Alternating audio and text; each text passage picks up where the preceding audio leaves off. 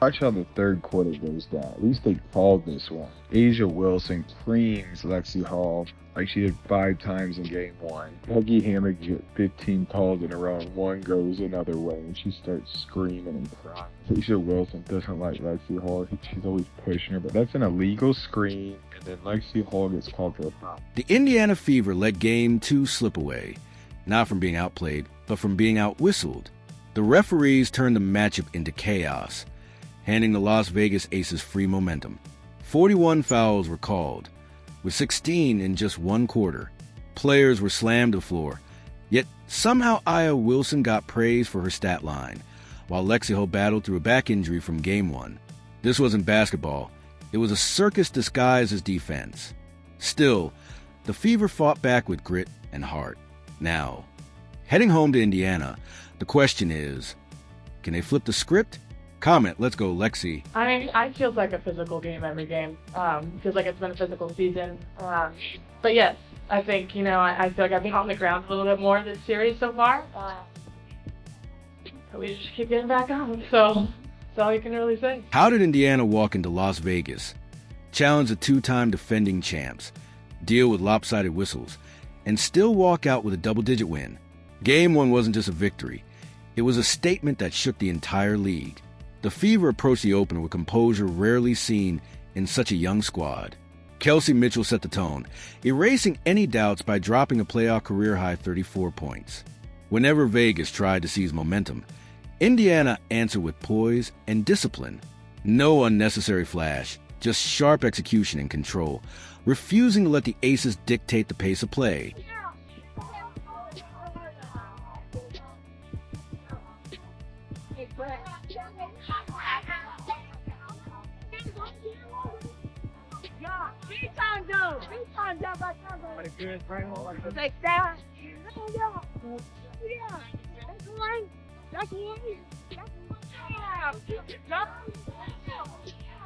They ain't song and dance to me, man. I'm just regular, man.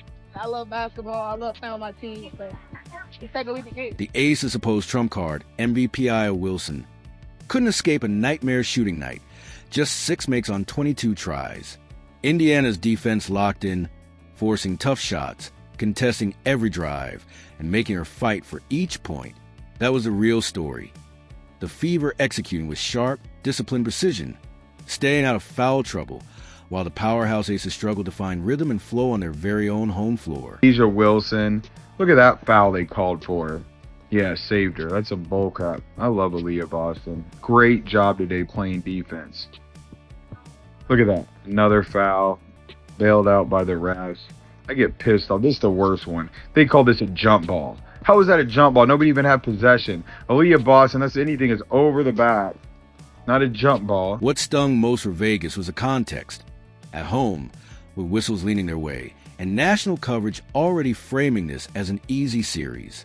Instead, Indiana stood tall and stormed out with a 16-point blowout. Fans noticed the cracks. Even in victory, the foul count looked suspicious. Yet the sheer magnitude of the Fever's dominance buried those complaints. The bias was there, sure, but it didn't matter because Indiana handled business and silenced every doubt. And Asia Wilson and the Las Vegas Aces lose Game 1 on their home court to the Indiana Fever, 89-73. The Indiana Fever... That humiliation lit a fire under the Aces. Losing by 16 was something they couldn't excuse, so they stormed into Game 2 determined to flip the script. The question was never if Vegas would respond, but how far they'd go. And at what cost? Because Game 2 barely resembled basketball. It felt more like a brawl, with referees disguising chaos as playoff intensity. From the opening tip, it was obvious. The Aces weren't interested in playing clean, only in sending a message. In the WNBA, you cannot blindside somebody and set a screen on them without enough time for letting the player being screened react. And then look at this. This one, their arms lock up. But you gotta let go at some point. Like, you can't bring the person closer to you and just stay locked in while the offensive player is trying to get the rebound. But we know Asia Wilson only receives fouls. The Aces came out swinging, arms flying, bodies colliding on nearly every possession. and the officials never took control.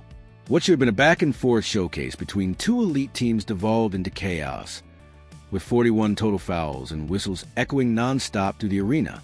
16 of those calls came in the third quarter alone, a stretch where Indiana couldn't find rhythm. Every push for momentum was shattered by stoppages that seemed to tilt toward one side. Well, it's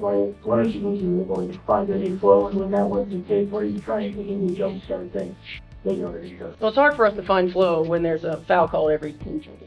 I mean, it just really is. And when they're at the free throw line, we can't get up and down the floor, and that's a challenge. They were much more aggressive and physical defensively, and we didn't counter that with our off-ball actions or with our back cuts.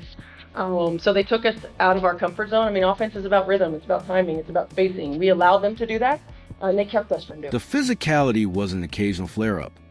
It became the entire storyline. Players were shoved cutting through the lane.